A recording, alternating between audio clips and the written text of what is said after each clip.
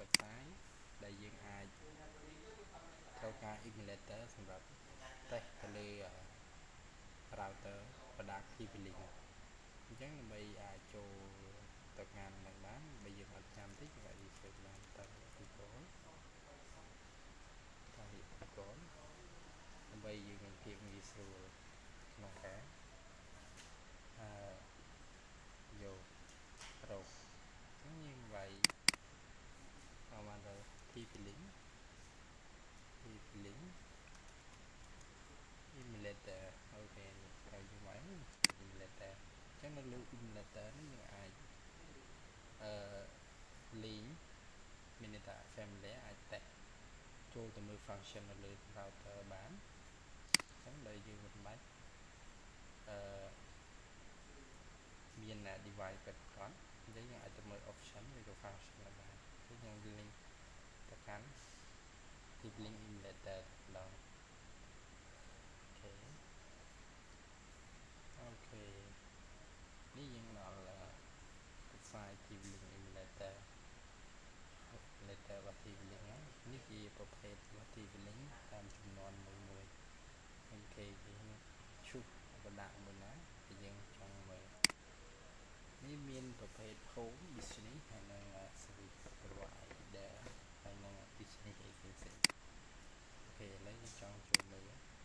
model 1 TL WA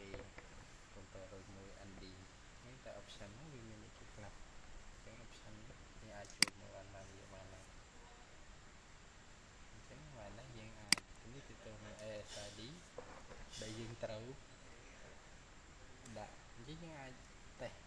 change នៅនឹងបានហៅថា my home អញ្ចឹងកន្លែង option SID ហ្នឹងគឺយើងចង់បង្ហាញទៅទៅនឹងពេលដែលយើងចាប់ Wi-Fi វានឹងឃើញឈ្មោះ SID ហ្នឹងមានន័យថាវា broadcast ទៅឃើញឈ្មោះ Wi-Fi យើងនេះគឺជា basic option ដែលយើងអាចចូលទៅតាមជា emulator ហ្នឹងមកមើល option ហើយយើង save option ហ្នឹងអញ្ចឹងមួយទៀតបើយើងconfigure ពី internet មកអញ្ចឹងយើងអាចចូល option network នេះអញ្ចឹងនៅកន្លែង option នេះវាមាន static dynamic អីផ្សេងតាមរយៈដែលយើង assign យើងអាចចូលមកដាក់ option នៅទីនេះអញ្ចឹងនៅលើ emulator នៅរបស់ TP-Link យើងអាច familiar លេងវាសម្រាប់អ្នកដែលគិតនឹងមានន័យថាយល់ដឹងចំណេះដឹងទៅលើ product small ដូចជាមានន័យថាប្រភេទលក្ខណៈ home router Wi-Fi អាចប្រើបានយើងអាចចូលមកលេង family នេះដើម្បីយើងមានភាពងាយស្រួលនេះតាមប្រភេទ version មួយទៀតអញ្ចឹងនៅលើ TP-Link emulator ហ្នឹងអាចឲ្យយើង log in ចូលហើយទៅមើលបានដោយសារតែ internet ទៅ slow តិចអញ្ចឹងវាយូរទៅបានអញ្ចឹងនេះជាស្ដែងយើងអាចចូលទៅបាន system tool ហើយចង់ reboot router មាន option អាចចូលទៅមើលហើយនឹងតេស្តវាព្រោះតែវាមាន option អីខ្លះបើយើងអត់មាន device ពិតប្រាកដអញ្ចឹងវាបីដូចជា device ពិតប្រាកដដែរបើយើងតេស្តចេះ security wireless security អាចឲ្យយើងនេះជួយ option នេះដើម្បីឲ្យវា show មើល WPA 2អញ្ចឹងយើងអាចដាក់ password បានសម្រាប់ password Wi-Fi អញ្ចឹងយើងអាចបើយើងដាក់ password ហ្នឹងថា1ដល់9អញ្ចឹងហើយបន្តមកទីគឺ save option save អញ្ចឹងនៅលើ device របស់យើងគឺដូចគ្នាដែរនេះគាត់និយាយ emulator បង្ហាញ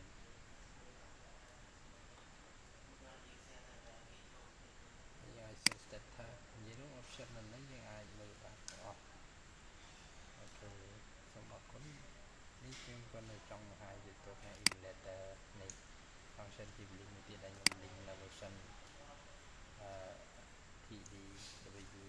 8970នៅ version 3ខាងអញ្ចឹងយើងអាច familiar លេងជាមួយវាអាចចូលទៅបានតាម option WAN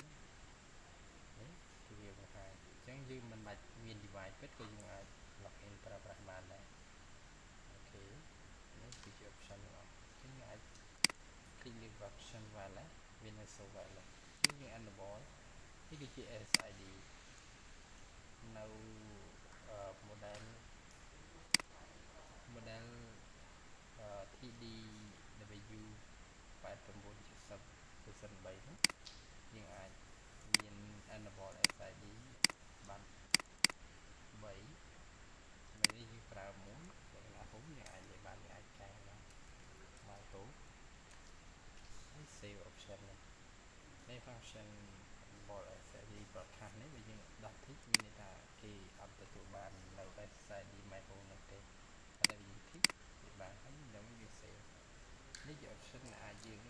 learn បានទាំងអស់សម្រាប់អ្នកដែលគាត់មិនបាច់ចំណាយលុយទិញ router ពិតប្រាកដអញ្ចឹងយើងអាចចូលក្នុង learn តាមនេះដើម្បីយើងមាន experience ទៅក្នុង basic